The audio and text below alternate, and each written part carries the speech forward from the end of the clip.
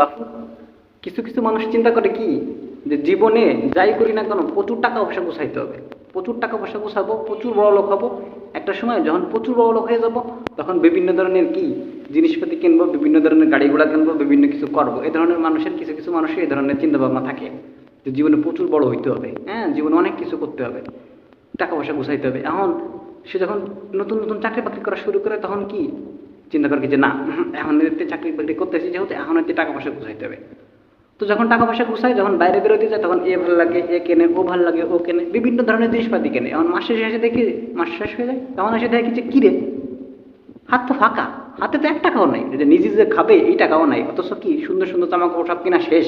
সে আবার চিন্তা করে সে বড় বড় লোক হবে, প্রচুর বড় লোক হবে জীবনে, সেই ধরনের স্বপ্ন থাকে, অথচ 1 টাকাও গুছাই রাখতে পারে না। যা থাকে 200 কি যা থাকে সব কিনে ফেলায়।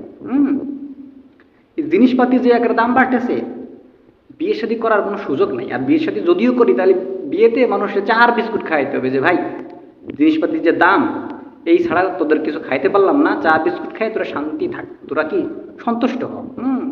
সুতরাং যা করবেন চিন্তা ভাবনা করে করেন, বিয়ে শাদী করেন, চাকরি বাকরি করেন, টাকা পয়সা গুছান।